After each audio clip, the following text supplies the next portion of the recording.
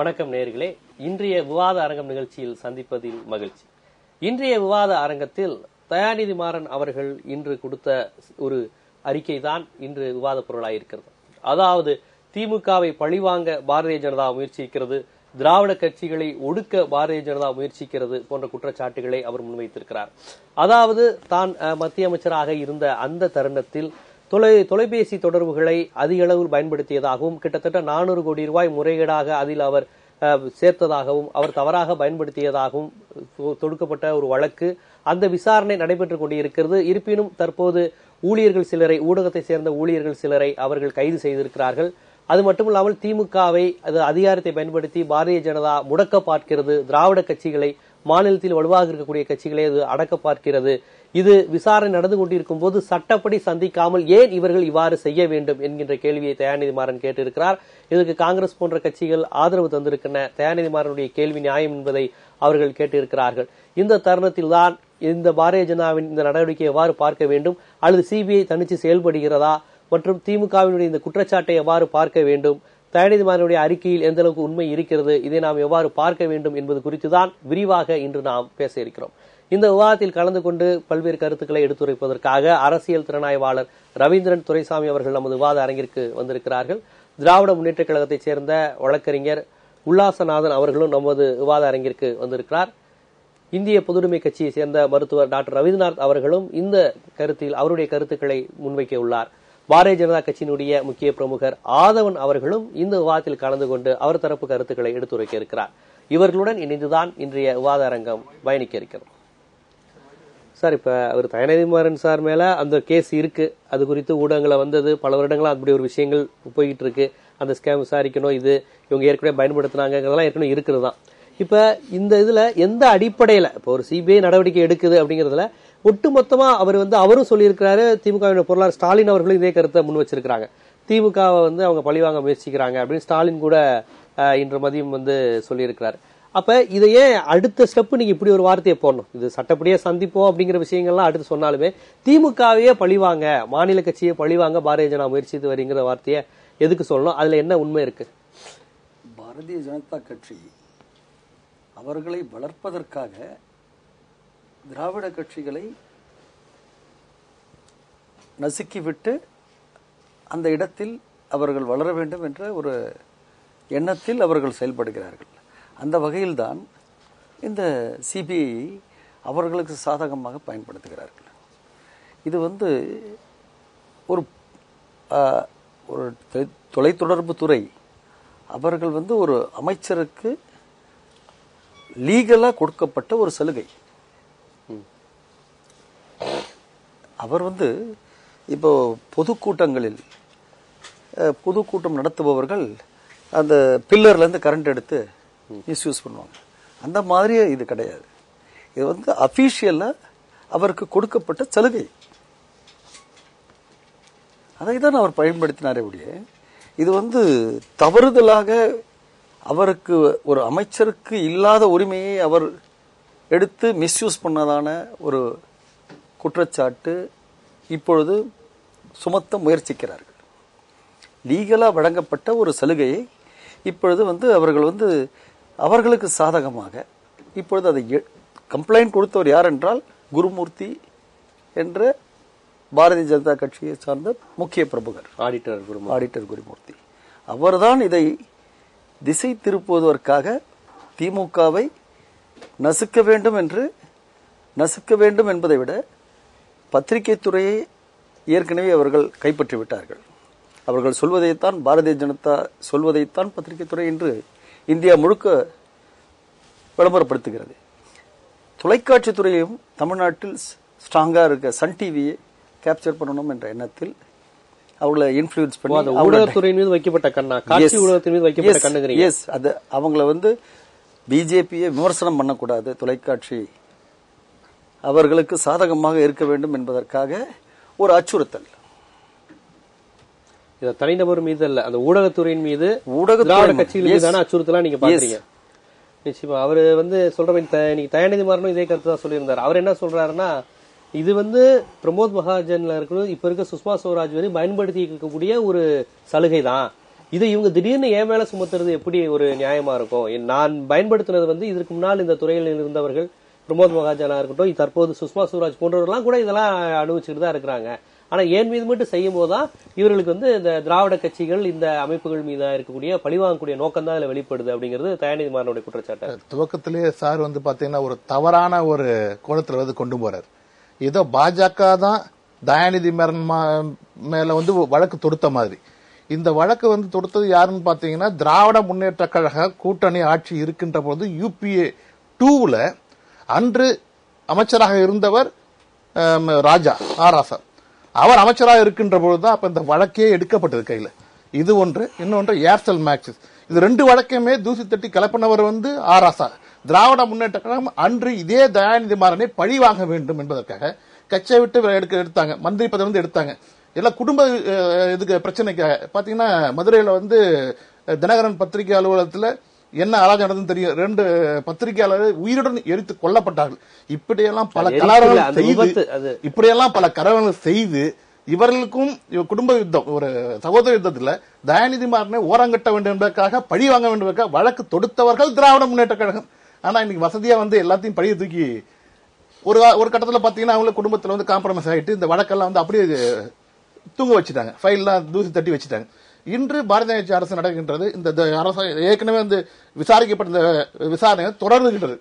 CBI வந்து ஏற்கனவே என்ன வழக்கு தொடுத்தாரோ அது விசாரணை தொடர்ந்திருக்கும், அவ்வளவுதான். இல்ல பாஜக ஒன்றுமே செய்யவில்லை. திமுகவை நசுக்குவதற்காக ஏதோ பாஜக முயற்சி பண்ணி, பாஜக பொறுத்தவரை தமிழகத்தில் நாங்க வந்து திமுக இது வந்து வெக்கம் இல்லாம நான் ஒத்துக்க விரும்புறேன். திராவிட முன்னேற்ற கழகம் மிகப்பெரிய ஒரு சக்தி. அண்ணா திராவிட முன்னேற்ற கழகம், திராவிட முன்னேற்ற அடுத்தது வந்து பாஜக வேணா நாங்க சொல்லிக்க முடியும்.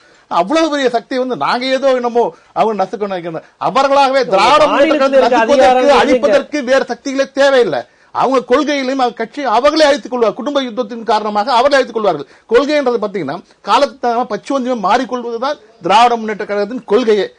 அடைந்தால் திராவிட நாடு, இல்லையா சுடுகாடு சொன்னாங்க. திராவிட நாடு அடைய முடியல, சுடுகாட்டுக்கு இன்னும் போகல. இப்படி இவர்கள் காலத்துக்கு மாத்தி மாத்தி பேசிக்கிட்டு அப்பட்டமாக அபாண்டமாக இன்று வந்து ஒரு பச்சோதிகளாக இருந்து கொண்டு அபாண்டமா படி போட்டுக் கொண்டிருக்கின்றார்கள். இதற்கும் பாரதிய எந்த சம்பந்தமும் கிடையாது. சிபிஐ தன் கடமையை செய்து கொண்டிருக்கிறது. குற்றம் செய்தவர்கள் எவ்வளவு பெரிய ஹை ப்ரொஃபைல் மினிஸ்டராக இருந்தாலும் சரி, முன்னாள் அமைச்சராக சரி, நிச்சயமாக அது இன்னைக்கு தயாநிதி மாறன் ஆகணும், நாளைக்கு கனிமொழியாக கூட ஆகலாம், தண்டிக்கப்படுவார்கள். குற்றம் செய்து யாராக நிச்சயமா தண்டிக்கப்படுவார்கள். கம்ப்ளைனன்ட் வந்து ஒரு குருமூர்த்தி, உங்களுடைய RSS உடைய ஐடியாலஜி. 2011 தான் அவர் கேஸே போடுறார். குருமூர்த்தி யாருங்க? 2011 வெளியே கொண்டு வந்து திராவிட முன்னேற்ற கழகம். நீங்க தான்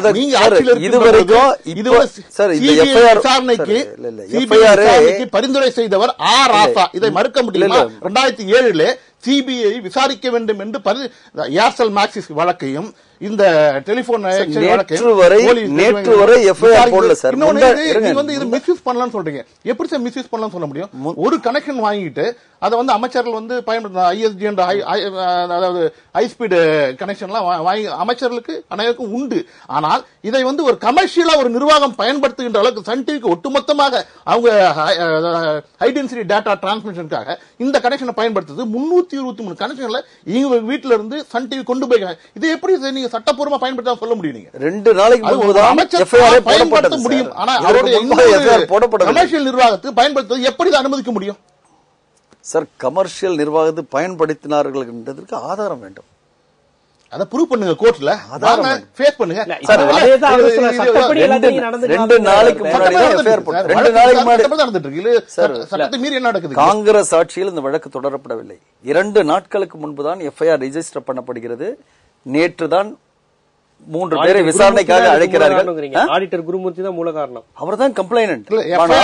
அந்த கம்ப்ளைண்ட்ல வந்து உண்மை இல்லை என்பதை காரணத்தினால் இவ்வளவு நாள் அது வந்து எஃப்ஐஆர் போடப்படவில்லை. என்கொயரில தான் இருக்கு. 2016 எஃப்ஐஆர் போட்டாங்க. இது தவறான தகவல். எஃப்ஐஆர் இதுவரை போடப்படவில்லை. 2011 4 நாட்கள் முன்புதான் எஃப்ஐஆர் போடப்பட்டது. நான் புதுசா ஒரு தகவல் சொல்ல சார். எஃப்ஐஆர் போட்டிருந்தாக்கா இப்ப இன்னைக்கு ரிமாண்ட் பண்ண அந்த 3 பேரை இன்னைக்கு ரிமாண்ட் பண்ண 3 பேரை நீங்க ஏற்கனவே பண்ணிருக்கணும். எடுக்கிறோம் நாங்க, அவ்வளவுதான். நிச்சயமா டாக்டர், நான் உங்கள்கிட்ட அதை கொண்டு வரேன். இது நீங்க எப்படி பாக்குறீங்க? இதுக்கு வந்து இவங்க தவறு செஞ்சுட்டு இதை உடனே பாரதிய ஜனதா செய்துன்னு போடுறாங்களா, இல்ல பாரதிய ஜனதாக்கு உண்மையிலே இந்த திமுகவை அழிக்கணும் நசுக்கணுங்கிற ஒரு நோக்கம் வந்து அதுல இருக்கா? அது எப்படி பாக்குறீங்க? அதாவது ஊழல் முறைகேட்டில் யார் ஈடுபட்டாலும் தண்டிக்கப்பட வேண்டும். அதுல வந்து மாற்று கருத்தே இருக்க முடியாது. அது எந்த கட்சியா இருந்தாலும் சரி, எந்த அரசியல் தலைவராக இருந்தாலும் சரி, நாட்டுடைய சொத்தை அபகரிப்பது அல்லது வந்து முறைகேட்டில் ஈடுபடுவது, ஊழலில் ஈடுபடுவது, இதை வந்து எந்த விதத்திலும் மன்னிக்க முடியாது, ஏற்றுக்கொள்ள முடியாது. ஆனால் அதே சமயத்துல பாரதிய ஜனதா கட்சி இது போன்ற உளவுத்துறையையும் அதிகாரத்தையும் தவறாக பயன்படுத்த முடியாது, செய்யாது என்று சொல்ல முடியாது. என்ன சொன்னா, கடந்த காலத்துல வந்து அவர் உளவுத்துறையெல்லாம் தவறாக பயன்படுத்திருக்காங்க, குறிப்பா குஜராத்ல பயன்படுத்தியிருக்காங்க. அதனால ரொம்ப இன்னைக்கு வந்து நியாயவான்களுடைய ஆட்சி மத்தியில் நடக்குதுன்னு சொல்ல முடியாது. அதே சமயத்துல பாத்தீங்கன்னா இன்னைக்கு மிக முக்கியமாக தயாநிதி மாறன் அவர்கள் RSS சதி செய்கிறது, மிரட்டுகிறது அப்படிலாம் ஒரு குற்றச்சாட்டு வச்சிருக்காரு. ஆனா இது வந்து ராஜா மீது குற்றச்சாட்டு வச்சுக்கிறப்ப என்ன சொன்னா, தலித்துங்கிறதுனால பழி வாங்குறாங்கன்னு சொன்னாங்க. அது கருணாநிதி சொன்னாரு, கலைஞர் சொன்னாரு, அவருமே சொல்லியிருக்காரு. அதனால வந்து பழி வாங்குறான்னு சொல்லி அவரும் சொல்லியிருக்காரு. அதனால என்னன்னாக்க, ஊழல் குற்றச்சாட்டுல இருந்து தப்பிக்கின்ற பொழுது பல காரணங்களை வந்து சொல்லுகின்ற போக்கு இன்னைக்கு இருக்கிறது. அதுல வந்து ராஜாவும் பயன்படுத்திருக்காரு, இன்றைக்கு வந்து தயாநிதி மாறனும் பயன்படுத்துறாரு. ஆனா உண்மையிலே பாத்தீங்கன்னாக்க RSS-ஐ ஒரு சமூக சேவை அமைப்பு, கலாச்சார அமைப்புன்னு சொன்னவர் கலைஞர். அப்ப தமிழ்நாட்டுல பொறுத்தவரை தமிழ்நாட்டுல குறிப்பிட்டாரு, எப்ப குறிப்பிட்டாரு, கிட்டத்தட்ட பிஜேபியோட கூட்டணி சேர்ற காலகட்டத்தில் அவர் சொன்னது. அது இணையதளத்துல எல்லாம் கூட இருக்கு, அதே மாதிரி இதுல இருக்கு. ஏன்னா RSS வந்து டைரக்டாவே பாராட்டி இருக்காரு, RSS டைரக்டாவே கலைஞர் வந்து பாராட்டி இருக்காரு. இது வந்து ஒரு சமூக சேவை அமைப்பு தான் சொல்லி பாராட்டி இருக்காரு. அதனால தமிழ்நாட்டுல வந்து RSS-க்கு எதிரான, மதவாத சக்திக்கு எதிரான ஒரு கருத்தோட்டம் நீண்ட காலமா இருக்கிறது. அதை வந்து முதல்ல டைல்யூட் பண்ணது அவர் தான். அதே கலைஞர் வந்து பாத்தீங்கன்னா 1982-83 கடுமையா RSS எதிர்த்திருக்காரு. எம்ஜிஆர் எதிர்த்திருக்காரு. எம்ஜிஆர் வந்து பாத்தீங்கன்னா சட்டமன்றத்திலேயே காவல்துறை மானியத்து மேல பேசுறப்ப தென் மாநிலங்கள் நடந்த RSS உடைய முகாம்களை வந்து கண்டிச்சு அவர் பேசியிருக்காரு. பேசுறப்ப இந்த முகாம்களை அனுமதிக்க முடியாது, ஏற்கனவே தமிழ்நாட்டில் வந்து பள்ளியில சாரணர் படை இருக்கு, NCC இருக்கு, இதெல்லாம் இருக்கின்ற போது தனியா ஒரு பயிற்சியும் தேவையில்லை, இந்த மதவாத சக்தியிலே வந்து நாங்கள் அனுமதிக்க முடியாது, இந்த மதவாத சக்தியிலே சில மடாதிபதிகள் சில பேர் ஆதரிக்கிறாங்க, அவர்கள் வந்து குன்றக்குடி அடிகளார் மாதிரி நீங்க வந்து மாற வேண்டும், குன்றக்குடி அடிகளார் ஒரு முன்மாதிரியா வந்து கருத வேண்டும் சொல்லி எம்ஜிஆர் பேசியிருக்காரு. அதுபோல 83 வந்து எம்ஜிஆர் வந்து டெல்லிக்கு போறப்ப அங்க டெல்லியில வந்து RSS காரர்கள் வந்து எம்ஜிஆர் ஒளின்னு கோஷம் போடுறாங்க. ஏன்னா நாங்க வந்து RSS காரர்கள் 15 பேரை சுட்டுட்டாங்க, நாங்க எம்ஜிஆர் உடனடியா சந்திச்சு பேசுறதுக்கு டைம் கேட்கறாங்க. அவர் வந்து உடனடியா கொடுக்கல. உடனே என்னன்னாக்க எல்லாரும் சூழ்ந்து நின்று அவர் சத்தம் போடுறாங்க. அது பிறகு அங்கேயே வந்து எம்ஜிஆர் வந்து பிரஸ் மீட் போடுறாரு. அதுல பண்ருட்டி ராமச்சந்திரன் கலந்துக்கிறாரு. எவ்வாறு மிக மோசமாக RSS வந்து டெல்லியில் நடந்து கொண்டாருன்னு சொல்லி எம்ஜிஆர் வந்து அந்த பிரஸ் மீட்ல பதிவு பண்ணிருக்காரு. அதனால 1980 பாத்தீங்கன்னாக்க கலைஞர் அவர்களா இருந்தாலும் சரி, எம்ஜிஆர் இருந்தாலும் சரி, RSS வந்து கடுமையா தாக்கியிருக்காங்க. அந்த திராவிட இயக்கத்துடைய பாரம்பரியத்தை காப்பாத்திருக்காங்க. ஆனா அதுக்கு பிறகு பாத்தீங்கன்னா 90களில் கடைசியில வந்து அதிமுகவும் சரி, திமுகவும் சரி, மதிமுகவும் சரி, எல்லா திராவிட கட்சியிலும் போட்டி போட்டு மத்தியில ஆட்சியில் இருக்கணுங்கிறதுக்காக, அரசியல் அதிகாரத்துக்கு வரணுங்கிறதுக்காக ஆதரிச்சிருக்காங்க. அப்ப தமிழ்நாட்டுல அந்த திராவிட இயக்கத்துடைய கொள்கையை வந்து நீர்த்து போக செய்த பெருமை வந்து கலைஞருக்கு இருக்கு, முரசொலி மாறனுக்கு இருக்கு. அதே போலவே பல்வேறு அரசியல் கட்சிகளும் தமிழ்நாட்டில் உள்ள திராவிட கட்சிகளும் இருக்கு. அப்ப தமிழ்நாட்டுல வந்து ஒரு காலகட்டத்துல தீண்டத்தகாத கட்சி, ஒரு மதவாத கட்சி, பிஜேபியோட கூட்டணியை வைக்கக்கூடாது என்ற ஒரு கருத்தோட்டம் இருந்ததை மாற்றியது திராவிட கட்சிகள் தான். அப்படிப்பட்ட ஒரு சூழல்ல இன்றைக்கு திடீர்னு பாத்தீங்கன்னாக்க RSS பழிவாங்கன்னு சொன்னா யார் நம்புவா?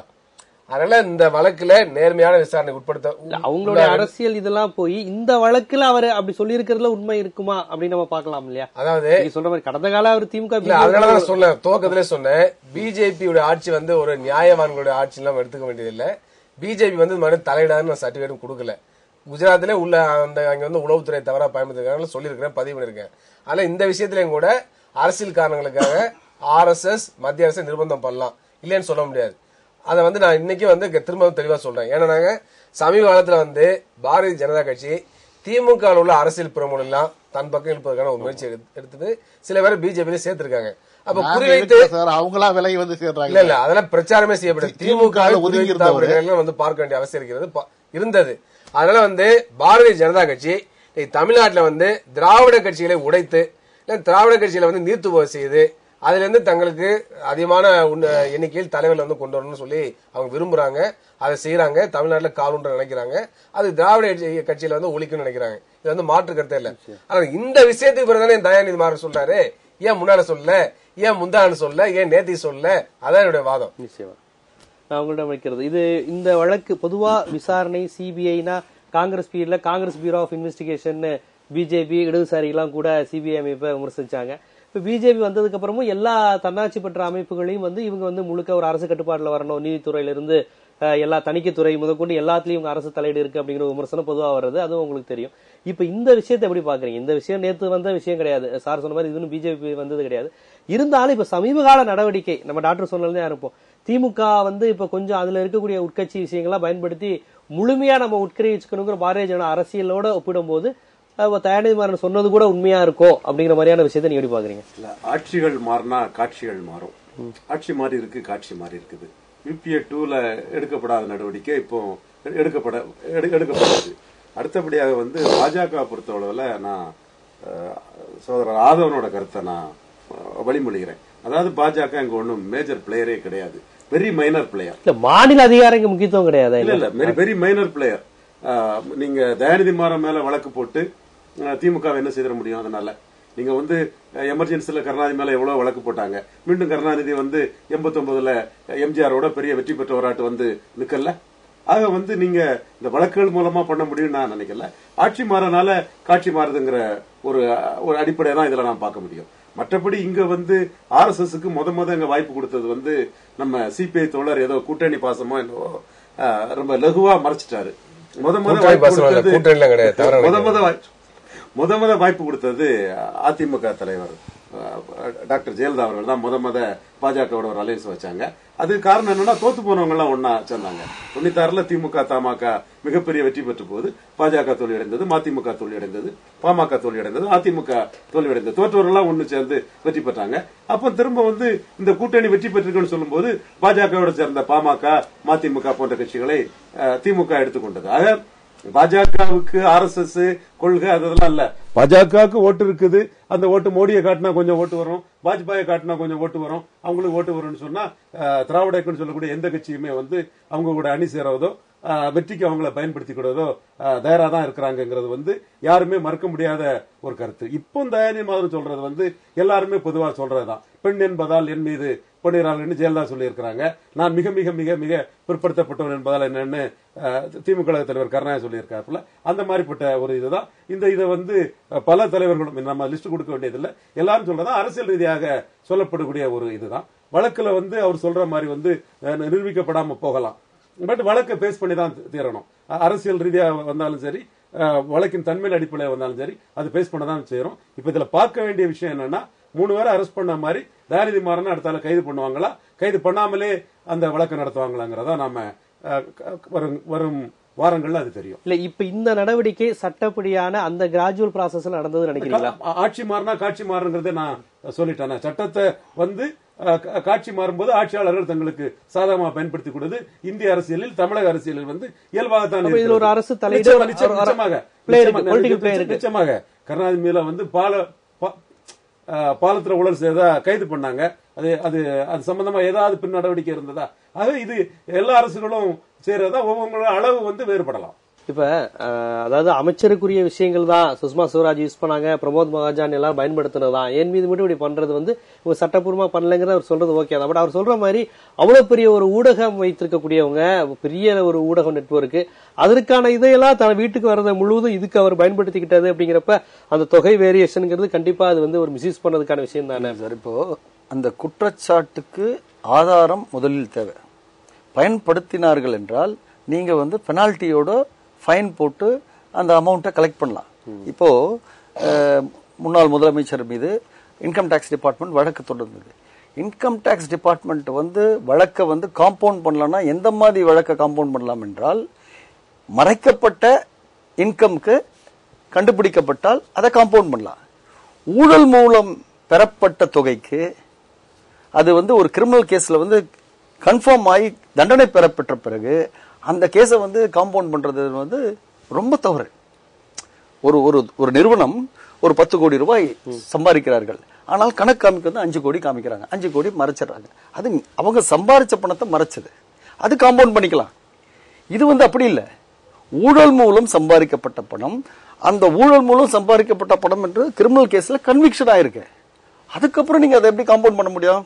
அந்த வழக்கையே நீங்க காம்பவுண்ட் பண்ணும்போது இவர்கள் கமர்ஷியலாக பயன்படுத்தினார்கள் என்றால், ஆதாரம் இருந்தால் நீங்க பில் போட்டு இவ்வளவு யூஸ் பண்ணிருக்கீங்க, இது இவ்வளவு சார்ஜ்னு போட்டு பில் போட்டு கலெக்ட் பண்ண வேண்டியது தானே. சிவில் இதை சிவில் மேட்டரை ஹேண்டில் பண்ணிருக்கணும்.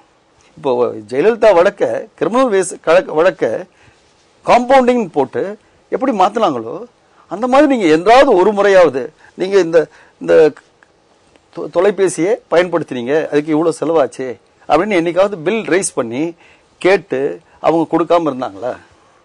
அப்படி ஒரு கான்வர்சேஷன் நடக்கல.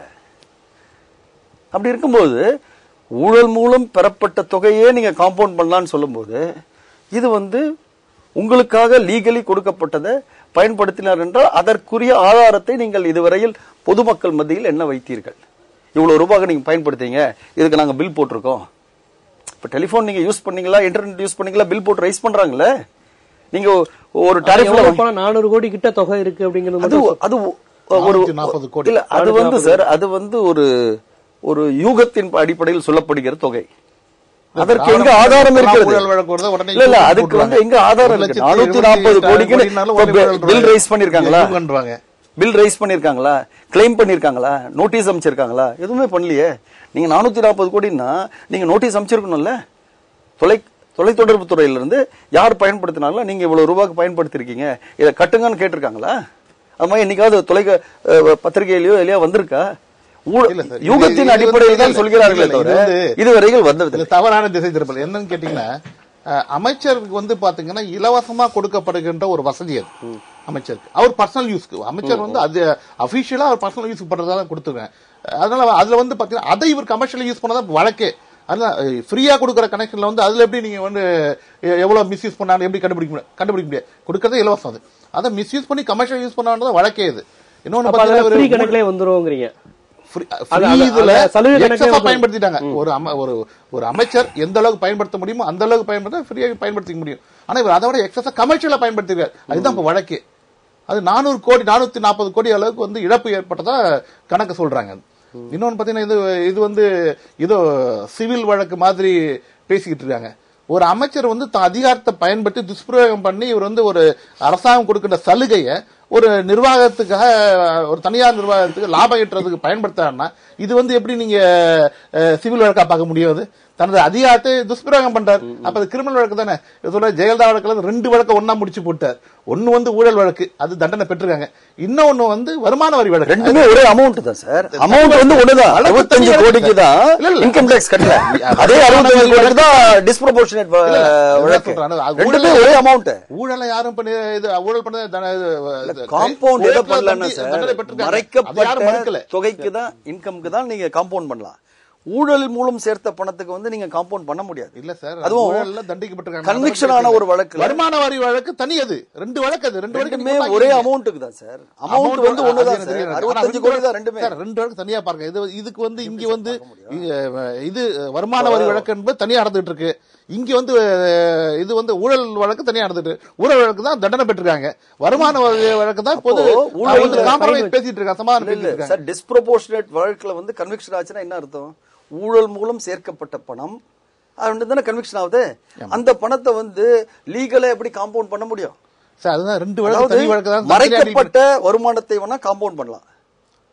ஊழல் மூலம் வருமான வரி கட்ட மறுத்த தவறிய இன்றைய பிஜேபி அரசாங்கம் அதுக்கு உறுதுணையாக இருந்திருக்கிறது. நீங்க ஆடிட்டர் இருந்தீங்க, இதுக்கே எதிரா இருக்கீங்க. இல்ல இல்ல சார் 2 வழக்கை போட்டு குழப்பறாரு சார். தண்டனை, அதாவது இதுல ஊழல் செஞ்ச வழக்குக்கு தண்டனை கொடுத்திருக்காங்க நீதிமன்றத்தில். பாரதிய ஜனதா கட்சி அரசாங்கம் நாங்க ஒருவேளை அதிமுக ஏதோ ஃபேவர் பண்ண நினைச்சு நாங்க நீதித்துறையில தலையிடுறதா குற்றம் சொல்றாங்களே, அப்படி தலையிட்டு இருந்தா நாங்க அவங்களை காப்பாற்றிருக்கணும். இந்த வழக்குல நாங்க தண்டனை பெறதுக்கு நாங்க வேடிக்கை தான் பார்த்தோம். ஏன்னா நீதித்துறை நாங்க தலையிடல. ஆனா இது வருமான வரி தனி வழக்கு, அது வேற விஷயம். இதை நீங்க காமிச்சு நீங்க உங்க விஷயத்தை நியாயப்படுத்த முடியாது. இது ஒரு அமைச்சர் தனது பதவியை துஷ்பிரயோகம் செய்து இவர் 440 கோடி அளவுக்கு அரசாங்கத்துக்கு மக்களுக்கு இழப்பு ஏற்படுத்துவார் என்ற வகையில மிகப்பெரிய ஊழல் தான் இது. இதுல எந்த மாற்று கருத்தும் கிடையாது.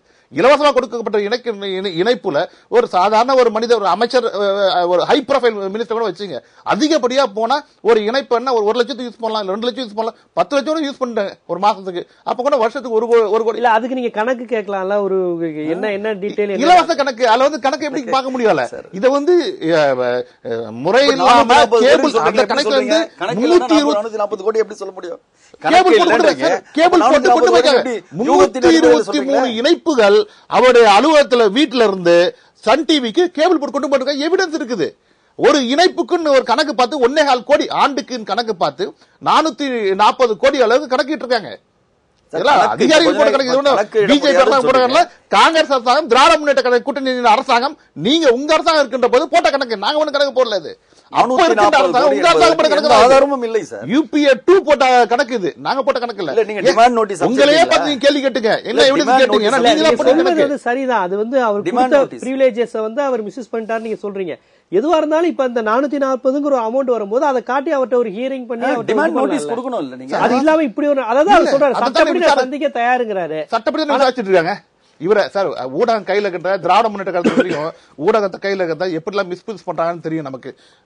கலைஞர் கருணாநிதி மேல ஏற்கனவே அரெஸ்ட் பண்ணும்போது அவர்களை எப்படி கலைஞர் டிவி எப்படி பயன்படுத்தினாங்க, எப்படி அதை பெரிய இதுவாக்கி தமிழ்நாடு மிகப்பெரிய ஒரு கலவர சூழ்நிலை ஏற்படுத்தி அதுல எப்படி மிஸ்யூஸ் பண்ணாங்க நமக்கு தெரியும். அதே போல இப்போது ஊழல் வழக்கில் நாம் சிக்கிவிட்டோம் என்பது வெட்ட வெளிச்சமாக தெரிந்தவுடனே தன்னை காப்பாற்றிக் கொள்வதற்காக இவர் மீண்டும் மீடியாவை பயன்படுத்திக்கிட்டு இவர் இது போன்ற ஒரு நாடகத்தை நடத்திக் கொண்டிருக்கின்றார். சட்டப்படிதான் சிபிஐ நடந்து கொண்டிருக்கின்ற, சட்டப்படிதான் விசாரணை நடந்து கொண்டிருக்கின்றது. சார், ஆடிட்டர் குருமூர்த்தியோட திருமணத்துக்கு அட்டெண்ட் பண்றாரு ஃபைனான்ஸ் மினிஸ்டர். இல்ல நான் என்ன கேக்குறேன், நீங்க புரியுது, நீங்க சொல்லுவது புரியுது. அவர் திருமணத்துக்கு வந்து போற உடனே நான் கேக்குறேன், இவர் திருமணம் ஆடிட்டர் குருமூர்த்தி அவர் வீட்டுக்கு திருமணம் வைக்கிறாரு. அவர் திருமணம் வைக்கிறான்றதுக்காக நாங்க 2 வருஷத்துல கேஸ் அப்படியே இழுத்து மூடிட முடியுமா? திருமணம் முடிச்சு 2 வருஷம் அப்புறம் கேஸ் எடுக்க முடியுமா? சிபிஐ வழக்கு தொடர்ந்து கொண்டிருப்பதற்கும் இவங்க திருமணத்துக்கு தனிப்பட்ட ஒரு மனிதனுடைய என்ன எந்த காரணத்துக்காக வேணாலும் போடப்படலாம். இப்ப இருக்கிற ஆட்சிக்கு இவர் யார், குற்றம் சாட்டப்பட்டவர் யார், வழக்கு தொடுக்கப்பட்டவர் யாருங்கிறத பொறுத்துதானே காய்கள் நகர்த்தப்படுது. அது எந்த கட்சியா இருக்க ஆட்சிக்கு நீங்க சொல்ற கரெக்ட். இப்ப இருக்க ஆட்சிக்கு இதே தமிழகத்தில் இருக்கின்ற ஆளுங்கட்சியும் தண்டனை பெறும் போது இந்த ஆட்சியில் எங்க மத்திய அரசாங்கம் இருக்கின்ற போது தண்டனை பெற்றார்கள். இவர்களுக்கும் திராவிட முன்னேற்ற எதிர்கட்சிக்கும் இதே ஆட்சி இருக்கும் போது யார் தவறு செய்தாலும் நாங்க அதை சொல்ல வரோம், யார் தவறு செய்தாலும் நிச்சயமாக பாஜக வேடிக்கை பார்த்துக் கொண்டிருக்க ஊழியர்களை கைது செய்வது, அவர்களை வைத்து மிரட்டுவதுங்கிறது சரியான விஷயமா? ஊழியர்களை சன் டிவி நிர்வாகிகள் மட்டும் ஏதோ வழக்கில் நாங்க விசாரணை பண்ற மாதிரி நினைக்கிறாங்க. இல்லையே, பிஎஸ்என்எல் ஊழியர்கள் நம்ம விசாரணை பண்ணிருக்கோம், அவங்களும் வழக்குல சம்பந்தப்பட்டிருக்காங்க, அவங்களும் இணைத்து இருக்கோமே விசாரணை கொண்டு இருக்கிறது. சார் இல்ல ஊழியர்கள் தான் அவங்க அந்த கேபிள் கனெக்ஷன் இங்க இருந்து கொடுத்திருக்காங்க. வீட்டுல இருந்து அந்த 323 கனெக்ஷன் கொடுத்தவர்கள். இன்னொரு புறம் ஒரு பக்கம் கட்சியை நசுக்க பாக்குறதுக்கு குற்றச்சாட்டு இருக்கும். ஒரு ஊடகத்தை இவங்க இந்த ஊடகம் நமக்கு எதிராக தொடர்ந்து செயல்படுறதுனால அதுக்கு எதிராக செயல்படுற ஒரு விஷயமா பாத்துக்கலாமா? இந்த ஊடகத்தை முடக்கணுங்கிறதுக்காண்டி விஷயமா? ஊடகத்தை ஊழியர்களை ஒரு இந்த வழக்கை தொடுத்தவர்கள் திராவிட முன்னேற்ற கழகம் பாஜக. அப்ப இந்த சன் டிவி ஊடகத்தை முடக்க வேண்டும் என்று நினைத்தார்கள் என்றால் திராவிட முன்னேற்ற கழகத்தை நோக்கிதான் குற்றம் சாட்ட வேண்டும். அவங்க தொடர்த்த வழக்க இழுத்து மூடிட்டாங்க, காம்ப்ரமைஸ் ஆகி போச்சு அவங்களுக்குள்ள. அந்த மாதிரி காம்ப்ரமைஸ் வழக்கெல்லாம் பாஜக வேடிக்கை பார்த்துட்டு அதை தூசி தட்டி நாங்கள் நடத்தி கொண்டிருக்கின்றோம். அவங்க தொடர்த்த வழக்க நடத்தி கொண்டிருக்கின்றோம். வழக்கு அதன் போக்கு சட்டம் தன் கடமை செய்யும் கலைஞர் ஸ்டைல்ல வழக்கு அது போக்குல போயிட்டு இருக்கு. ஒன்றும் செய்யல. அந்த நேரத்துல திமுகவுக்கே நீ சொல்ற ஊடகம் அந்த ஊடகத்தை முடக்கணுங்கிற நோக்கம் இருந்தது, அது எல்லாருக்குமே தெரியும். அது எல்லாருக்குமே தெரியும். இப்ப இந்த செயலை செஞ்ச உங்களுக்கு என்ன நோக்கங்கிறதா இப்ப கேள்வி. அவங்க தொடுத்த வழக்கு அவங்க இழுத்து மூடிட்டு போயிட்டாங்க. நாங்க எல்லா வழக்கையும் முடிக்கணும் நினைக்கிறோம், அவ்வளவுதான். இந்த ஊழியர்கள் கைதையும் இந்த விஷயத்தையும் நீங்க எப்படி பாக்குறீங்க? அதாவது ஒரு ஊழல் வழக்குல முறையான நடவடிக்கை அடிப்படையில் செய்யப்பட்டிருந்தா அது வரவேற்கத்தக்கது. ஆனா என்னன்னா இதுல இன்னைக்கு உள்ள சூழலை பொறுத்து பார்க்க வேண்டியிருக்கு. தமிழ்நாட்டில் தாங்கள் வலுப்பெற வேண்டும், தமிழ்நாட்டில் ஆட்சிக்கு வர வேண்டும் நோக்கம்னா பிஜேபி இருக்கு. குறைந்தபட்சம் நம்ம சட்டமன்றத்தில் அதிக எண்ணிக்கையில் வரணுங்கிற எண்ணம் இருக்கு. வரக்கூடிய சட்டமன்ற தேர்தலில் ஏதாச்சும் ஒரு வலுவான கட்சியோட கூட்டணி செய்யணும் விரும்புறாங்க. அவ்வாறு இருக்கின்ற போது அவர் சொன்னது ஒரு கருத்து என்னன்னாக்க வெறும் குருமூர்த்தி திருமணத்துக்கு மட்டும் போல, அதோட பாத்தீங்கன்னா முன்னாள் முதலமைச்சர் போய் வீட்டுல சந்திச்சிருக்காரு. தமிழ்நாட்டுல என்ன ஒரு அரசியல் நிலவரம்னாக்க, இப்ப மத்தியில ஆட்சியில கவனிச்சு ஒரு கட்சி திமுக ஆட்சியில இருக்குனாக்க அவங்க விளையின பிறகு பாத்தீங்கன்னாக்க எதிர்கட்சியா இருக்கக்கூடிய அதிமுக போய் சேர்ந்துக்கும், அதிமுக திமுக போய் சேர்ந்துக்கும். சேர்ந்துட்ட பிறகு அவங்க செய்யற முக்கியமான நடவடிக்கைனாக்க திமுக மத்தியில ஆட்சியில இருந்தாக்க அதிமுக மீது ஏதாச்சும் ஒரு பிரஷர் கொடுக்கிறது, அதிமுக மத்தியில் ஆட்சியில இருந்தா திமுக மேல ஏதாச்சும் பிரஷர் கொடுக்கிறது. அந்த மாதிரியான நடவடிக்கை நீண்ட காலமா இருக்கு. எம்ஜிஆர் காலத்துல இருந்தே அது இருக்கு, இப்ப இல்ல, ரொம்ப நாளாவே இருக்கு. அப்படி இருக்கின்ற பொழுது அருண்ஜேட்லி அவர்கள் ஜெயலலிதாமையாரை சந்தித்த பிறகு இந்த விஷயம் நடக்குனாக்க அங்க பேசப்பட்ட விஷயம் என்ன? இல்ல, எனக்கு இந்த வாதமே ஒரு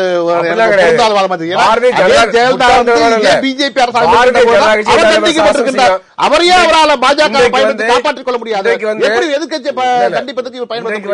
பாரதிய ஜனதா கட்சி அகில இந்திய அண்ணா திராவிட முன்னேற்ற கழகத்தை பயன்படுத்த நினைக்கிறது. அதனால அகில இந்திய அண்ணா திராவிட தலைமையை அதோட விருப்பத்தை பூர்த்தி செய்யக்கூடிய அளவில் திருப்தி நிச்சயமா இருக்கலாம். ஆனா அதுக்காக இந்த வழக்குல நேரடியா வழக்கை சந்திக்க கூடாது, இல்ல இதுதான் RSS பிரஷர் கொடுக்குது, இல்ல RSS மிரட்டுது அப்படிங்கிற வார்த்தை ஏற்றுக்கொள்ளவில்லை. ஆனா அதே சமயத்துல மத்திய அரசு ஒரு உள்நோக்கம் இருக்கலாமா? நிச்சயமா இருக்கலாம். ஏன்னா அதுக்கான அரசியல் ரீதியான காரணங்கள் இருக்கு. அருண்ஜேட்லி ஜெயலலிதா சந்திப்புக்கு பிறகு இந்த நடவடிக்கை எல்லாம் வருதுனாக்க அதை பொருத்தி பார்க்க வேண்டிய அவசியம் இருக்கிறது. எனவே தமிழ்நாட்டில் அதிமுக கூட்டணி வைப்பதற்காக அதிமுக தலைமை சொல்லக்கூடிய இல்லைன்னா போடக்கூடிய கட்டளைகளை நிர்பந்தங்களை பிஜேபி செய்கிறது என்பதுதான் அப்படி ஒரு கட்டளை போட்டிருந்தா இந்த நடவடிக்கைக்கு சந்திப்பு இந்த நிச்சயமா தொடர்பு கருதுறேன். நீங்க இதை எப்படி பாக்குறீங்க? அந்த சந்திப்பு அதிமுக சில கோரிக்கைகளை வைத்திருக்கலாம், இல்ல அல்லது இப்போது அவர்கள் திமுகவோடு ரொம்ப விலகின ஒரு நிலையில் பாரதிய ஜனதா இருக்குது, இந்த மாதிரியான சூழலை நம்ம பாத்துக்கலாம். அதை எப்படி பாக்குறீங்க? இல்ல, இதுல பாஜக இன்னைக்கு திமுகவோட நெருங்கி இருந்தது, அது பழைய காலம். இப்போ அவங்களுக்கு பாஜக பொறுத்தவரை திமுக கிட்ட 4 இருக்குது, அண்ணா திமுக கிட்ட 48 இருக்குது. 4ஓட 48 12 மடங்கு பெருசு. இந்த நம்பர் தான் இதுல கவுண்டிங்கே தவிர வேற எதுவும் இல்ல. மற்றபடி மருத்துவர் யூகம் செய்வது அவர் உரிமை, அது இருக்கலாம், இல்லாமலும் இருக்கலாம். இல்ல, இப்ப இன்னொரு விஷயம் இப்ப திராவிட கட்சிகளை இங்க அழிப்பது, இப்ப தயாநிதி மாறன் இந்த வெறுமனே இந்த செயலோட மட்டும் இல்ல, இது ஏதோ கருத்தியல் ரீதியான ஒரு பிரச்சனைங்கிற மாதிரி தயாநிதி மாறன் சொல்லி இருக்கிறார். அதையே இவ்வளவு நாள் அவர் சொல்லங்கிற விமர்சனம் டாக்டர் கூட வச்சாரு. இருந்தாலும் அந்த விஷயத்த பாக்குறீங்களா? பொதுவா அந்த திராவிட கருத்தியல் அழியணுங்கிறதுல பாரதிய ஜனதாக்கு ஒரு நோக்கம் இருக்கா? தயாநிதி மாறன் அந்த ரேஞ்சுக்கு தான் பேசியிருக்கிறாரு, ஏன்னா RSS வரையும் பேசியிருக்காரு. அதான் ஒரு கட்சி, எந்த ஒரு கட்சியும், திராவிட கட்சியா இருந்தாலும் சரி, காங்கிரஸா இருந்தாலும் சரி, மாயாவதிக்கு பகுஜன் சமாஜ் கட்சியா இருந்தாலும் சரி, முலாயம் சிங் யாதவுக்கு சமாஜ்வாடியா கட்சியா இருந்தாலும் சரி, மற்ற கட்சிகள் அழிஞ்சாதான் இந்த கட்சிக்கு வளர்ச்சிங்கிறது எல்லா கட்சியும் நினைக்கிறது தான். திராவிட கட்சி திராவிடர் அல்லாதாருங்கிற அந்த கான்செப்டுக்குள்ள நான் போக விரும்பல, அது நியாயம் இல்லை. அப்படின்னா உங்கள்கிட்ட ஒண்ணு நான் கேட்கறேன். இன்னைக்கு இதே குருமூர்த்தி ஆங்கில ஊடகங்களுக்கு பேட்டி கொடுத்துட்டு இருக்காரு. அவர் பக்கத்துல ஒரு சாமியார் படம் இருக்குது. அந்த சாமியார் ஒரு கொலை வழக்குல அதிமுக ஆட்சி காலத்துல கைது செய்யப்பட்டாரு. யாரு திராவிட கட்சி, யார் எந்த தத்துவத்தை, எந்த கொள்கை அளிக்க போனாங்க சொல்ல முடியுமா உங்களுக்கு? அது பார்க்க முடியுமா? ஒரு சட்ட ஒழுங்கு பிரச்சனையா அதை பார்த்திருக்காங்க. ஒரு அரசு அதை கைது பண்ணிருக்கணும், அதை எடுக்க முடியுமே தவிர ஒரு திராவிட கட்சி ஒரு ஆரிய தலைவர், ஒரு இந்துக்களின் தலைவரை கைது பண்ணிட்டான்னு அதை நீங்க எடுக்க முடியுமா? அதுக்கு நீங்க பெருசா சொல்லக்கூடிய அந்த அமைப்பு எத்தனை பேர் இன்னைக்கு போராடினாங்க? ஒரு 13 பேர் தானே கைதானாங்க. அதுதான் இன்னைக்கு நிலைமை. அது ஒரு சட்ட ஒழுங்கு பிரச்சனை, சட்ட ஒழுங்கு பிரச்சனையாட்டே அதை நம்ம பாக்குறோம். அதே மாதிரி இதுவும் ஒரு ஊழல் பிரச்சனை. ஆட்சிகள் மாறனால காட்சி மாறக்கூடிய ஒரு தன்மை இதுல இருக்கே தவிர திராவிடம் மற்றபடி மற்ற இங்க இதுகளுக்கு பெரிய முக்கியத்துவம் கொடுக்க முடியாங்க என் கருத்து. மேலும் தயாநிதி மாறனோட ஒரு கருத்து உள்ள ஒரு திராவிட இயக்க தலைவர்களை குறிவைத்து இது பண்றாங்கிற ஒரு வார்த்தை வரும்போது 2004 தயாநிதி மாறனுக்கு ஒரு இளைஞர்கள் மத்தியில் ஒரு வரவேற்பு, திமுக ஒரு அடுத்த தலைவர், அடுத்த தலைமுறைக்கான தலைவருங்க ஒரு போக்கஸ் ஆரம்ப கட்டத்தில் ஒரு முத அறிமுகம் ஆகும்போது ஒரு நியூ வேவ் லீடர்ங்கிற ஒரு இது இருந்தது. இன்னும் அவர் மனசுல அந்த எண்ணம் இருக்கிறது. தான் ஒரு தலைவர் தான், ஒரு வர்த்தக இதுல நடத்தக்கூடியவர் மட்டுமல்ல, ஒரு ஏதோ ஒரு கட்சியில் இன்னொருத்தர் நாமினேட் பண்ணி ஒரு மந்திரியா இருக்கக்கூடிய மட்டுமல்ல, தானும் ஒரு தலைவராக முடியும், திராவிட தலைவர் என்ற ஒரு எண்ணம் அவர் ஆழ் மனதில் இருக்கிறது, வெளிப்படுகிறதோ என்ற ஒரு கருதுவதற்கு இடம் இருக்கிறது. அதுல நானும் திராவிட இயக்க தலைவர்ங்கிற அளவுக்கு பேசியிருக்காரு அவர். நிச்சயமா இல்ல, அவர் இப்ப அந்த விஷயம் விசாரணைங்கிறத விட அவர் இதை ஏன் ஒரு RSS லெவலுக்கு போகணும்? ஏன்னா பிஜேபினா அது பொலிட்டிக்கல் டேம். RSS அப்படிங்கிற வார்த்தையை அவர் பயன்படுத்த வேண்டிய அவசியம் என்ன? அப்புறம் திராவிட கட்சிகளை அழிப்பது அதோட நோக்கம், இது ரெண்டுக்கான காரணம். இந்த விசாரணை அரசியல்ங்கிறத தாண்டி இந்த 2 வார்த்தையும் இருக்குது. அதை ஏன் கேட்டேன் சார். RSS உடைய சொல்படித்தான் இன்றைக்கு பாரதிய ஜனதா கட்சி ஆட்சி நடைபெறுகிறது. அவர்களை கலந்து ஆலோசிக்காமல் இன்றைய பாரதிய ஜனதா ஆட்சி நடைபெறவில்லை. நீங்கள் எடுத்துக்கோ, இப்பொழுது அவருடைய முதல் குறிக்கோள் இது போன்ற சிபிஐ விசாரணை கூட RSS சொல்படிதான் நடக்குதா? இல்ல சார், அறிவுரையின்படிதான் பாஜக செயல்படும். இன்றைக்கும் கிடையாது, என்றைக்குமே அதுல எந்த மாற்றும் கருத்து கிடையாது. நாங்க ஒண்ணு ஒழிக்கல மறைக்கல, நாங்க சொல்றோம். நீங்க பாத்தீங்களா, வெஸ்ட் பெங்கால்ல பாரதிய ஜனதா கட்சி வளர வேண்டும் என்று நினைக்கும் போது சாரதா சிட் ஸ்கேமை வச்சு மம்தா பானர்ஜி அழிக்க நினைக்கிறார்கள். தமிழ்நாட்டில் பாரதிய ஜனதா கட்சி வளர வேண்டும் என்று நினைக்கும் பொழுது திமுகவையும் அதிமுகவையும் அழித்துவிட்டு வளர வேண்டும் என்று நினைக்கிறார்கள். அவர்கள் வளருவதற்காக இந்த மாதிரி சிபிஐ பழிவாங்க பயன்படுத்துகிறார்கள். அதனால மினிஸ்டர்களை அரெஸ்ட் பண்ணிருக்காங்க. பாரதிய மம்தா பானர்ஜி எதிர்த்தார் என்ற ஒரே காரணத்திற்காக ஊழல் நடைபெற்றதான்னு ஒரு விஷயம் பார்க்கணும். சிட் ஃபண்ட் மினிஸ்டர் தலையிட்டு ஒன்றும் பண்ண முடியாது. சிட் ஃபண்ட்ன்றது அந்த வெஸ்ட் பெங்கால் ஃபுல்லா ஒரு சிட் ஃபண்ட் நடத்துறாங்க. அதுல 20 பேர் சேருவாங்க. அந்த ஊழல் நீங்க நியாயப்படுத்தல சார், நியாயப்படுத்தல. சிட் ஃபண்ட்ல ஊழல் பண்ண முடியாது. மம்தா பானர்ஜி கட்சியை சேர்ந்த மந்திரி அதுல தலையிட முடியாது, நிர்வாகத்துல தலையிட முடியாது சார். சிட் ஃபண்ட்ல லாஸ் வந்ததுன்னா அது சந்தாதாரர்கள் கட்டாதனால அல்லாட்டி ராங்கான பர்சனுக்கு வித் கேரண்டி இல்லாத கொடுக்கறதுனால லாஸ் ஆயிருக்கலாம். நிதி முறைகேடு மம்தா பானர்ஜி மினிஸ்டர் எப்படி தலையிட முடியும்? ஃபைனான்ஸ் கம்பெனி பண்ணதுக்கு அப்புறம் அந்த ஷேர் பங்கு பிரிச்சதுல அந்த அமைச்சரவைக்கு பங்கு இருக்குங்கிறாரு அவர். இல்ல, திரிணாமுல் காங்கிரஸ் எம்பிக்களே சம்பந்தப்பட்டிருக்காங்க, கைது செய்யப்பட்டிருக்காங்க சார். இதுவரையில் அவர்கள் நேரடியா அட்மினிஸ்ட்ரேஷன்ல தலையிட்டாதானே சார் அது அவங்க பொறுப்பாக. திரிணாமுலுக்கு ஆதரவாக எதிரான அவங்க எலெக்ஷன் இல்ல அப்படி சொல்ல, எலெக்ஷனுக்கு டொனேஷன் கொடுத்தாங்கன்றதுனால அவங்கள சாரதா சிட் கேம்ப்ல மம்தா பானர்ஜி கட்சியை சேர்ந்தவங்க சேர்த்து அவங்கள தண்டிக்கிறாங்க. அதே மாதிரி திமுக இங்க பிஜேபி வளரணுன்றதுக்காக இங்கே அதே அணுகுமுறையை கையாளுகிறார்கள். நான் எதுக்கு சொல்ல வந்தேன்னா, சிபிஐ அவர்களுடைய டைரக்ஷன்ல நடைபெறுகிறது என்று சொல்வதற்காக தான் சொல்றேன். சிபிஐ வெஸ்ட் பெங்காலில் தமிழ்நாட்டில் பாரதிய ஜனதா கட்சி குறுக்கிட்டீங்க சொல்ல வந்தீங்க. இல்ல, இவரு நீங்க குருமூர்த்தி ஆடிட்டர், அவரோட பொருளாதார கொள்கை என்ன? சுதேசி சக்ரான் சமிதி அதை வச்சிருக்காரு, RSS ஓட ஒரு விங்குன்னு சொல்றாங்க. மத்திய அரசு பண்ணக்கூடிய பொருளாதார கொள்கை என்ன? RSS கொள்கை வேற, மத்திய அரசு குளோபலைசேஷன் ஆதரிச்சுதான் ஒரு ஆர்டிகல் எழுதுறாரு. எனக்கு தெரிஞ்சு தொடர்ந்து சுதேசிங்கிற பேர்ல தான் அவர் வச்சிருக்காரு. அப்ப அவரே முரண்படுறாருன்னு சொல்றாங்களா? அவர் சுதேசின்னு தான் சொல்றாரு, மத்திய அரசு விதேசி தான் பண்றாங்க. அடுத்தாப்புல இல்ல, குளோபலைசேஷன் ஆதரிச்சு எழுதுறாரு. வச்சுக்கலாம் அவர் கட்டுரை. சுதேசி இல்லையே இப்போ, அவங்களோட நடவடிக்கைகள் சுதேசியா இல்லையே ஒண்ணு. அடுத்தாப்புல லேண்ட் அக்விசிஷனை பிஜேபி உள்ள RSS ஓட விங்கும் எதுக்கதான் செய்யறாங்க ஒண்ணு. அதுக்காக நான் RSS குறைச்சு முடியல. RSS ஒரு ஒர்க் போர்ஸ் இருக்கு, அது பிஜேபி வெற்றிக்கு பயன்படுது. டெல்லி எலெக்ஷன் இன்னைக்கு டெல்லியில இவரு ஆம் ஆத்மி தலைவர் சொன்னார், I am a Baniya, I know business. என்னைக்கு அவர் சொன்னாரோ பிஜேபி எப்படி இவரை கவுண்டர் பண்ணங்கிறது தான் அவங்களுக்கு பெரிய இதா இருந்து. பிஜேபியோட 2 ஓட்டிங் பேட்டர்ன்ல உள்ள ஒரு தரப்பா அவர் கையில் எடுக்க பார்க்கும்போது பிஜேபி அதுல திணறாங்க. திணறி கடைசியில் 4 ஸ்டேட்ல யாரும் சீஃப் மினிஸ்டர் சொல்லி அவங்க தேர்தலை சந்திக்கல. இன்னைக்கு கிரண் பேடின்னு ஒருத்தர் சந்திக்கிறாங்க. அவர் RSS காரர் இல்ல. RSS என்ன பண்ணிட முடியும்? இதுல RSS பிஜேபி வெற்றிக்கு உதவ முடியும். அதை வச்சு ஒரு சில தங்களோட பவரை இது போன்ற வழக்கு விசாரணை மாநில முழுமையாக RSS தான் பிஜேபிங்கிற ஒரு தன்மை இல்ல, அந்த தன்மை மாறிட்டு இருக்கு. அவசியம் இல்லையா? கிரண்பேடி RSS காரியா? RS காரங்களா? சாரி பண்ணிக்கணும், RSS காரங்களா? சிம்பிள். கெஜ்ரிவால் ஹரியானா பனியா, இவங்க பஞ்சாப் சத்ரி. சதீஷ் உபாத்யாய போட்டா பனியாஸ் எல்லாம் இங்க போட்டுருவாங்கிறதுக்காக இவங்க பஞ்சாப் ஒரு மெர்கன்டைல் கம்யூனிட்டிக்காரங்களை சீஃப் மினிஸ்டர் ப்ரொஜெக்ட் பண்ணிருக்காங்க. அது மட்டும் இல்ல, இந்தியா அகேன்ஸ்ட் கரப்ஷன்ல 2 இருந்தது இருக்குது. ஒரு சீஃப் மினிஸ்டர் சொல்ல வேண்டிய ஒரு சூழ்நிலை இல்லைன்னா, மோடிக்கு எதிராக யாரும் இல்லைங்கிற மாதிரி கெஜ்ரிவாலுக்கு எதிராக யாரும் இல்லைங்கிற பல அம்சங்கள் வருது. இதுல RSS இருக்கு. RSS ஒர்க் பிஜேபிக்கு ஆர்கனைசேஷன் இல்லைன்னா அவங்க ஒர்க் பண்ணி கொடுக்கறது தான்.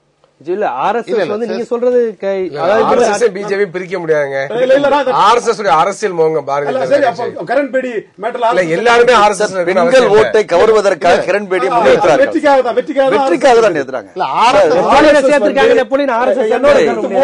RSS பிஜேபியில 80% RSS உறுப்பினர்கள், 20% பெண்கள். இந்த RSS 2014 முன்ன எங்க இருந்தது? அவங்களுக்கு என்ன? மோடி வெற்றியில குளிர் காயிறாங்க RSS, அவ்வளவுதான். என்னோட ஆணித்தரமான கருத்து. அவர் RSS பாதிக்க தயாரா இருக்கு. இல்ல RSS மோடியை பயன்படுத்திக்கிறாங்களா? மோடி RSS அதான் மோடி RSS ஒர்க் போர்ஸ் சொல்லிட்டேன். அந்த ஒர்க் போர்ஸ்க்கு மேல அத்வானி நின்னு சாதிக்க முடியல, வாஜ்பாய் நின்னு சாதிக்க முடியல. மோடி நின்னு சாதிச்சனால மோடிக்கு வெற்றியில குளிர்காயறாங்க. அரசியல் சூழல் வேற. பொறுத்தவரையில அது எங்களுக்கு எப்படி பார்த்தீங்கன்னா ஒரு பேராசிரியருக்கும் ஒரு மாணவனுக்கும் இருக்கின்ற உறவு மாதிரி. எப்பெல்லாம் பேராசிரியர்கிட்ட ஒரு மாணவனுக்கு சந்தேகம் வரும்போது, ஒரு பெரிய சந்தேகம் வரும்போது, அப்போ பேராசிரியர்கிட்ட கலந்து அவங்களோட கருத்தை கேட்போம். தவிர சரியான வார்த்தை இல்ல உண்மையில எங்களுக்கு எப்பெல்லாம் உங்களுக்கு அதனால டே டு டே அஃபேர்ஸ்ல அவங்க தலையிடுவாங்கன்னு அர்த்தம் கிடையாது. எங்களுக்கு சந்தேகம் உதாரணத்துக்கு இன்டெலெக்சுவல்ஸ் அங்க நிறைய இருக்காங்க.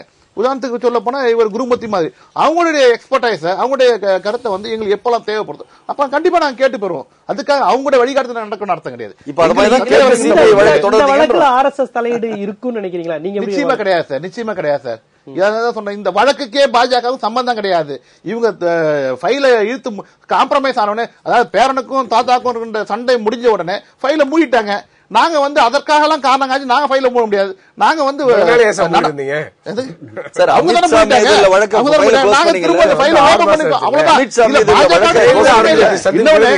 இன்னொன்னு இப்ப ஜெயலலிதா அம்மையார் நீங்க நியாயமாவே செஞ்சாலுமே பாத்துக்கோ, இப்போதைக்கு இவர் யூஸ் ஆவாரா, இப்போதைக்கு ஏடிஎம்கே யூஸ் ஆகுமான்னு பாக்குற ஒரு தன்மையோடு தான் அரசியல். நிச்சயமா இப்ப கூட நாங்க அரசியல் லாபம் நோக்கம் கண்டிப்பா இருக்கணும், இல்லன்னு சொல்ல வரல. அந்த வழக்கில் இல்ல. ஜெயலலிதா அம்மையார் நாங்க எங்களுடைய அமைச்சர் சந்திச்சு இவ்வளவு பெரிய இஷ்யூ ஆக்குறாங்க. எங்களுக்கு சார் சொன்ன மாதிரி நம்பர்ஸ் எங்களுக்கு வேணும் சார். ராஜ்யசபால எங்க நம்பர் இல்ல. பல திட்டங்கள் நாங்க அமல்படுத்துறது எங்களுக்கு நம்பர்ஸ் ராஜ்யசபால. அந்த தேவைக்காக ஜெயலலிதா ஒரு பிரே வச்சிருக்கலாம், உங்கள்ட்ட ஒரு கோரிக்கை வச்சிருக்கலாம்ல. அவங்களே காப்பாத்திக்க முடியல. அப்படி அவங்க பிரே வச்சா முதல்ல என்ன விடுவீங்க தான் சொல்லுவாங்க. அவங்களே காப்பாத்திக்க முடியல, அவங்களே தண்டிக்கப்பட்டிருக்காங்க. அதுல உதவி பண்ண முடியல. அப்படி கிடையாது இல்ல சார். அவங்களே அதாவது முதல் பிரியாரிட்டி அவங்க. உதாரணத்துக்கு ஒரு பேஷண்ட் ரொம்ப மோசமான நிலைமை வச்சுங்க, அவர் ஒரு டாக்டர் என்ன கோரிக்கை முடியும்? பக்கத்து பெட்ல இருக்கிறவங்க அவனை சாவடிங்க சொல்லுவாங்க. முதல்ல என்ன காப்பாத்த சொல்லுவாங்க. முதல்ல இவங்க பிரச்சனை இருந்தா இவங்க பேச்ச டாக்டர் கேட்கறது நான் கேட்கறதா முதல்ல எப்படி சார் அவங்களே சாக கிடைக்கும் போது எப்படி பண்ண முடியும்? முதல்ல இவங்க என்னதான் காப்பாற்ற சொல்லிருக்க முடியும். அப்படியே கோரிக்கை வச்சிருந்தாங்க. அது மாதிரி அவங்கள கோரிக்கையை நாங்க செவிசாய்க்க நிலைமையில பாஜக இல்லை, நியாயம் செஞ்சுட்டு இருக்கு. இன்னொன்னு நாங்க ஏதோ திராவிட முன்னேற்ற திட்டமிட்டு அடிக்கணும் சொல்றாரு. அவங்களுடைய பொதுக்குழுல தீர்மானம் போறாங்க. இந்த மாதிரி ஒரு கேவலமான தீர்மானத்தை இந்திய அரசு உலக அரசியல் வேற யாரும் பார்க்க முடியாது. ஒரு அரசியல் கட்சியை விமர்சனம் செஞ்சு அந்த அரசியல் கட்சி பாஜக தமிழகத்திலே வளர்ந்து விடக்கூடாது. ரொம்ப ஆபத்தான அண்ணாதிராவிட முன்னேற்ற கழகத்தில் கொள்கை என்னன்னு தெரிஞ்சுங்க. திமுக ஆட்சிக்கு அதிமுக விட பாஜக ரொம்ப மோசமானது. அதிமுக வளரலாம், பாஜக வளரக்கூடாது. இப்படி ஒரு தீர்மானத்தை இவங்க நோக்கம் இல்ல. இப்படிப்பட்ட ஒரு நோக்கம் இவங்க கிடையாது. சித்தாந்த அடிப்படையில கட்சி வளர்க்க நினைக்கிறோம். நாங்க வெறுப்புணர்ச்சி மக்கள் மத்தியில் ஏற்படுத்தி தலைவர் அந்த சித்தாந்தத்தை ஆபத்துன்னு சொல்லி காப்பாற்றி அவங்களே பச்சுவந்தியமா தான் நினைக்கிறாங்க. அடந்தால் திராவிட இன்னைக்கு திராவிட பேசுறாங்களா? சைனா யுத்தத்திற்காக இந்திய மக்கள் ஒற்றுமையாக இருந்து அதை ஃபேஸ் பண்ணன்றதுக்காக விடப்பட்ட கொள்கையை தவிர நீங்க அதை தனியிடம் பேசுவீங்க. அப்புறம் ஒரு காலகட்டத்தில் தனியிடம் இல்ல வேண்டாம்னு சொல்லுவீங்க. இப்படி காலத்தேமா கொள்கை அது மாதிரியான கொள்கை மாற்றத்தை நிறைவு பகுதி உங்கள்ட்ட நிறைவு கருத்து என்ன சொல்றீங்க? இந்த வழக்கு இது சிபிஐ பிஜேபி RSS கண்ட்ரோலா ஜெயலலிதா சந்திப்புக்கு அப்புறம் நடைபெற்றதா? தயாநிதி சொல்றது உண்மை இருக்கா? நிறைவு கருத்து சொல்லுங்க. ஆட்சிகள் மாறுவதனால் ஏற்பட்ட காட்சிகள் தான். இந்த திமுக வச்சு பாஜகவுக்கு எந்த நன்மையும் பெரிய அளவுல இப்ப கிடைக்க வாய்ப்பு இல்ல. ஒரு 4 தான் நம்பர். இதுதான் இந்த பின்னணியில தான் பார்க்கணும். பட் வழக்குங்கிறது இந்த வழக்குல நிச்சயமா என்னோட பார்வையில தயாநிதி மேல குற்றம் நிரூபணமாக போறதில்லை. ஆனா அதே வேளையில கைது செய்யப்படுவாரா மாட்டாராங்கிறது மட்டும்தான் கேள்விக்குறி. இவங்களுக்கு எந்த ஒரு வழக்கிலுமே பிரேமா பேசி இருந்தா எத்தனை வழக்கு சங்கராச்சாரிய வழக்கு கைது செய்யப்பட்டார், அவர் விடுதலை செய்யப்பட்டார். இந்த கைது செய்யப்படுறது ஹராஸ்மெண்ட் கனிமொழி கைது செய்யப்பட்டாங்க, விடுதலை ஆகலாம். அந்த சூழ்நிலை கைது செய்யப்படுவாருங்கிற அந்த ஹராஸ்மெண்ட் இருக்கா இல்லையாங்கிறதான் பார்க்கணும். உங்களுடைய விவாதத்தில் நிறைய சார் 45 வயதுக்கு மேற்பட்டவர்களுக்கு திராவிட உணர்வு ஆட்டோமேட்டிக்கா இருக்கிறது. இப்பொழுது 1 கோடி வாக்காளர்கள் புதிதாக சேர்க்கப்பட்டிருக்கிறது. அவர்கள் இப்போ லேட்டஸ்ட் வெஸ்டர்னைஸ்டு இதுல கல்ச்சர்ல வளர்ந்தவங்க. அவங்களுக்கு திராவிட உணர்வு கிடையாது. அந்த ஓட்டர்ஸை கார்னர் பண்ணோம்னா எப்படி கார்னர் பண்றது? நல்ல வளர்ந்த கட்சி பக்கம் அவருக்கு போயிடக்கூடாதுன்றதுக்காக அவருக்கு மேல ஒரு ஊழல் குற்றச்சாட்டை சொல்லி அந்த இளைஞர்களை தன் பக்கம் வலிப்பதற்காக இது பிஜேபியால் சிபிஐயின் உதவியோடு செய்யப்படுகின்ற ஒரு தாக்குதல். திமுக மீது ஒரு தாக்குதல். 1 கோடி சொல்லுங்க. இல்ல மற்றபடி இதுல எந்த வித இதுவும் கிடையாது. நினைச்சிருந்தா அது வேற மாதிரி சட்டப்படி அணுகலங்கிறீங்க. இதுல சட்டப்படியான அணுகுமுறை இல்லைங்கிறீங்களா? அதுல கண்டிப்பா அதாவது திமுக கிட்ட இருக்க 2 மிகப்பெரிய தொலைக்காட்சி அட்டாக் பண்ணுவதற்கு ஊடகத்தை முடக்கிற விஷயம் தான் அது. ஒரு தொலைக்காட்சி ஒரு ஊடகத்தை 2G வழக்கு மூலமா ஒடுக்கணும்னு நினைக்கிறாங்க. 2வது பெரிய ஊடகம் பண்றதுக்காக இந்த வழக்கு தொடர்கிறாங்க. முடக்கினாங்களா? அப்ப எந்த நோக்கத்தை முடக்கினாங்க? 2 பேருக்குமே ஊடகத்தை முடக்கிற நோக்கம், ஊடகத்தை முடுக்கி அதன் மூலம் மக்களை கவர வேண்டும் என்று எண்ணம். அப்ப திராவிட இயக்க கருத்தியல் இந்த ஊடகம் 2 அவங்க முடக்க முயற்சி பண்றாங்க. கண்டிப்பாக நிச்சயமா. உங்களுடைய நிறைவு கருத்து சுருக்கமா? இல்ல, இது அப்பட்டமான ஒரு பொய் பிரச்சாரம். அதாவது உப்பு தின்னவங்க தண்ணி குடிச்சுதாகணும், ஊழல் செய்து தண்டனை பெற்றுதான் ஆகணும். அது யாராலும் சரி, கனிமொழியாக இருந்தாலும் சரி அல்லது தயாநிதிமாறன் இருந்தாலும் சரி. இவங்க அதிமுக ஒருவேளை ஊழல் தண்டிக்கப்பட்டார்கள் என்றால் உடனே சட்டம் தன் கடமையை செய்யும் சொல்லிட்டு அழகா வசனம் பேசுவாங்க. அதே இவங்க மேல தண்டனை வருகின்ற போது இவங்க இப்படி உடனே பழிவாங்க நடவடிக்கை, அரசியல் எதிரில பழிவாங்க நடவடிக்கை அப்படிலாம் போய் பேசுவாங்க. இதுல எந்த அரசியல் உள்நோக்கம் கிடையாது. பாஜகவை வளர்ப்பதற்கு தமிழகத்தில் எங்களுக்கு இவர்களை வைத்துத்தான் வளர வேண்டும் என்ற அவசியம் எங்களுக்கு கிடையாது. இவர்கள் எங்களுக்கு நேர் எதிரான சித்தாந்தத்தை கொண்டவர்கள். இவர்களை பயன்படுத்தி நாங்க அவங்க நேர் எதிராக சித்தாந்தக்காரங்களை வச்சுட்டு நாங்க கட்சி பண்ண முடியாது. எங்கள் சித்தாந்தத்தை தமிழகத்தில் வளர்த்துக் கொண்டிருக்கிறோம். அதற்கான இளைஞர்களை படித்த இளைஞர்களை எங்களிடம் இணைத்துக் கொண்டிருக்கின்றோம். நாங்க திமுகவை நம்பியோ அதிமுக நம்பி எங்க அரசியல் களம் அமைக்கவில்லை. நாங்கள் புதிய அரசியல் களத்தை அமைத்திருக்கிறோம். மோடியின் பேரை நம்பி, மோடியின் வார்த்தையை நம்பி வருகின்ற இளைய சமுதாயத்தை நாங்கள் நம்பித்தான் அரசியல் கட்சியை அமைத்துக் கொண்டிருக்கின்றோம். இல்ல எந்த அரசியல் உள்நோக்கமும் கிடையாது. திரும்பவும் சொல்றேன், உப்பு தின்றவன் தண்ணி குடித்துதான் ஆகணும், ஊழல் செய்து தண்டிக்கப்பட்டே தீர வேண்டும். அந்த உப்பு தின்ன தண்ணி தான் குடிக்கிறது பிஜேபிக்கு மட்டும் எவ்வளவு பொருந்தல. பல வழக்குகளை பார்த்தீங்கன்னா அவங்க சம்பந்தப்பட்டவங்க தப்பிச்சுட்டு தான் இருக்காங்க. அதுக்கடுத்து இந்த வழக்குல உள்நோக்கம் இருக்கக்கூடாது. அதே சமயத்துல ஊழல் செய்த யாரா இருந்தாலும் நேர்மையான வெளிப்படைத்தன்மையான விசாரணை வேண்டும். தயாநிதிமாறன் வெளிப்படைத்தன்மையோட நேர்மையான முறையில் வழக்கு அணுகி தான் நிரபராதினா அதை நிரூபிக்கணும். அதை விட்டுட்டு அவர் தவறா செய்யறாங்கிற மாதிரி இந்த நேரத்தில் சொன்னார்னா அது எடுபடாது. ஏன்னு சொல்ல தமிழ்நாட்டில் பொறுத்தமட்டில் திராவிட கட்சிகள் அனைத்துமே ஒரு காலகட்டத்தில் பிஜேபி ஆதரித்திருக்கின்றன. இனிமேலாவது அவரை நறுக்குன்னு கேட்டாரு, நாக்கு புடிட்டு சார மாதிரி எல்லாம் சந்தர்ப்பாத நிலை எடுக்கிறீங்க. இனிமேலாச்சும் தமிழ்நாட்டில் உள்ள திராவிட கட்சிகள் இந்த RSSக்கு ஆதரவான நிலை எடுக்கக்கூடாது என்ற என்னுடைய விருப்பத்தை தெரிவித்துக் கொள்கிறேன். இன்றைய விவாத அரங்கம் நிகழ்ச்சியை பொறுத்தவரை இந்த தயாநிதிமாறன் மீது எடுக்கப்பட்ட இந்த நடவடிக்கை சட்டப்படியானதா, அரசியல் உள்நோக்கம் உடையதா, தயாநிதிமாறன் இதில் எந்த அளவுக்கு முறைகேடாக செயல்பட்டாரா, இதற்காக ஊடகத்தின் ஊழியர்களை கைது செய்யலாமா, அது மட்டும் இல்லாமல் இது ஒரு ஊடக சுதந்திரத்தை பாதிக்கக்கூடியதா, திராவிட இயக்க கருத்தில் இங்கு வளரக்கூடாது என்பது பாரதிய ஜனதாவின் அரசியலா, அல்லது மிக நேர்மையாக செயல்பட்டுக் கொண்டிருக்கிறதா என்ற பல்வேறு கேள்விகளுக்கு இங்கு வந்திருந்த அனைத்து திறனாய்வாளர்களும் பல்வேறு தரவுகளுடன் ஆதாரங்களுடன் மிக விரிவாகவே பேசினார்கள் என்று நாம் சொல்ல வேண்டும்.